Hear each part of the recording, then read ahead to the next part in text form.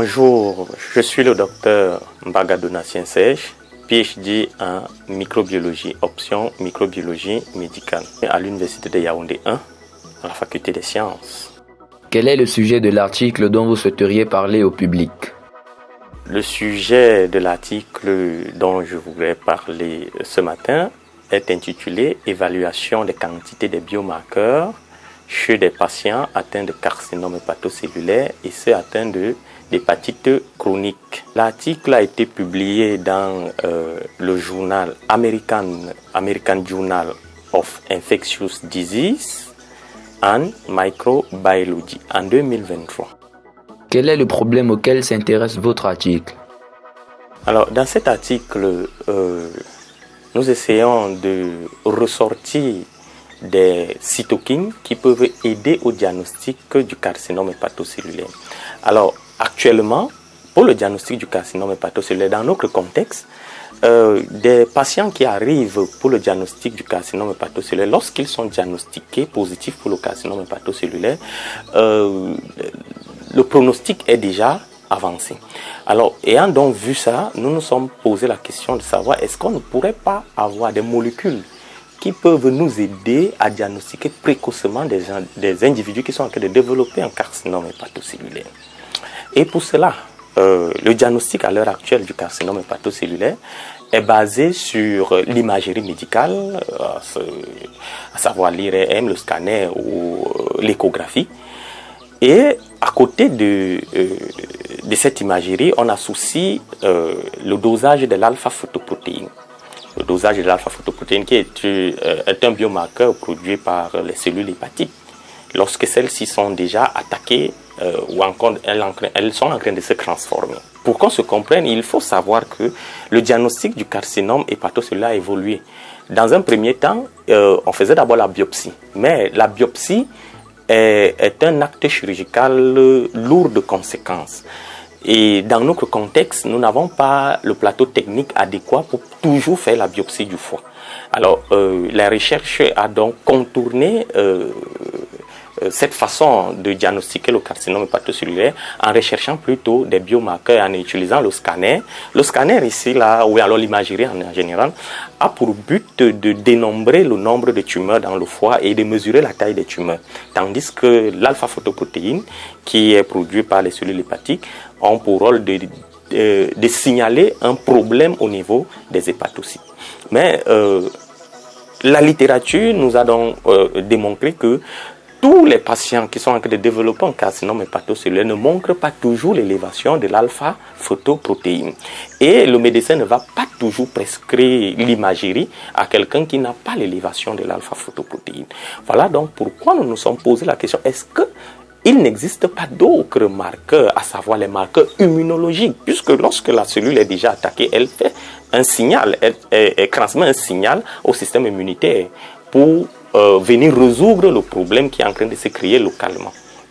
Nous sommes donc mis en tête qu'on peut rechercher d'autres marqueurs, d'autres cytokines, d'autres molécules qui peuvent aider à détecter des individus qui sont à risque de développer le carcinome hépatocellulaire, qui sont en train de faire ce carcinome hépatocellulaire. Voilà grosso modo le problème. Et d'où le titre de l'article, l'évaluation des biomarqueurs chez les patients atteints de carcinome hépatocellulaire et ceux à risque de développer le carcinome hépatocellulaire, d'où les patients atteints d'hépatite chronique. Le carcinome hépatocellulaire, comme on dit vulgairement, c'est le cancer du foie. Pourriez-vous nous présenter quelques résultats de vos recherches dans cet article?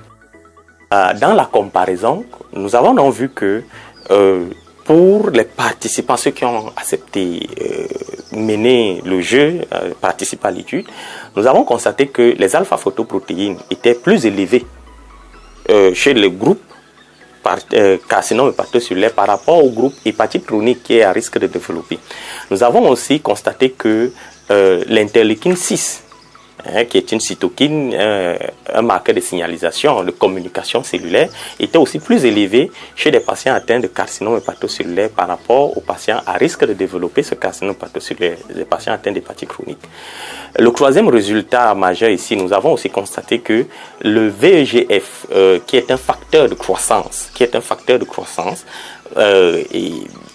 était plus élevé chez des patients atteints de carcinome hépatocellulaire que des patients atteints à risque de développer ce carcinome hépatocellulaire. Voilà les trois cytokines, les trois molécules qui ont montré une élévation significative. Mais le résultat ne s'arrête pas là.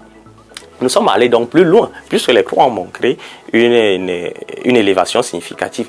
Laquelle de ces molécules, lesquelles sont plus adaptées à détecter des patients qui sont en train de développer le carcinome hépatocellulaire.